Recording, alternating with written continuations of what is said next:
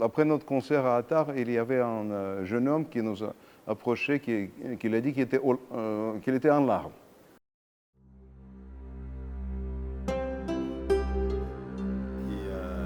Pour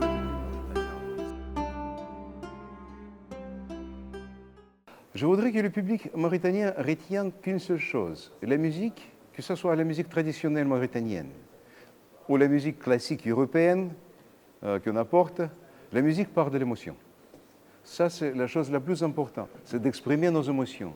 Quand on exprime nos émotions par la musique, par la danse, que ce soit la danse traditionnelle ou la danse classique, que ce soit la musique traditionnelle ou la musique classique, je voudrais bien que le public mauritanien puisse retenir les émotions que nous allons partager grâce à notre musique.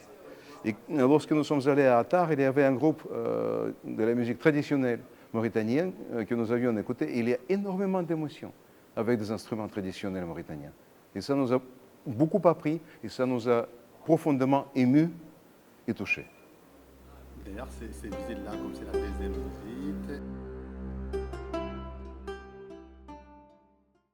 Je pense qu'il y a beaucoup d'intérêt pour la musique classique en Mauritanie. Je pense qu'il y a beaucoup de relations à bâtir dans l'avenir. Après notre concert à Attar, il y avait un jeune homme qui nous a approché, qui a dit qu'il était en larmes lors de notre prestation. Il m'a même envoyé un message, je lui ai donné ma carte de visite avec mon adresse et mon téléphone. Il m'a envoyé un message aujourd'hui qui était très touchant, qu'il était ravi que nous soyons venus et que nous avons partagé nos sentiments avec notre musique. Et ça, c'est très important. C'est très important. Je pense que même si on n'y connaît rien du tout en musique classique, c'est l'émotion qui compte. Il ne faut pas être préparé.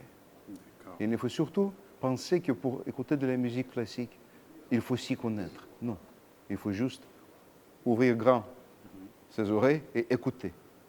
C'est ça ce qui est important. Alors, dans un pays comme la Mauritanie, les gens...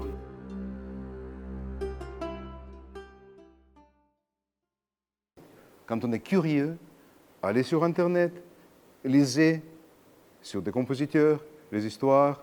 C'est excitant de lire les histoires des compositeurs, de leur vie. Parce que les compositeurs classiques, on pense aujourd'hui que c'est des portraits ou des bustes. Non, pas du tout. C'était des vrais hommes et femmes qui avaient leur vie, qui avaient leurs problèmes, qui avaient leur famille, leurs enfants. Jean-Sébastien Bach, le compositeur fondateur de la musique classique occidentale, a eu 22 enfants. Oui, 22 enfants. Et beaucoup sont morts très peu après la naissance, mais certains sont devenus des compositeurs, même plus célèbres que leur papa pendant leur vie. Après, c'est le papa qui est devenu le plus célèbre, néanmoins.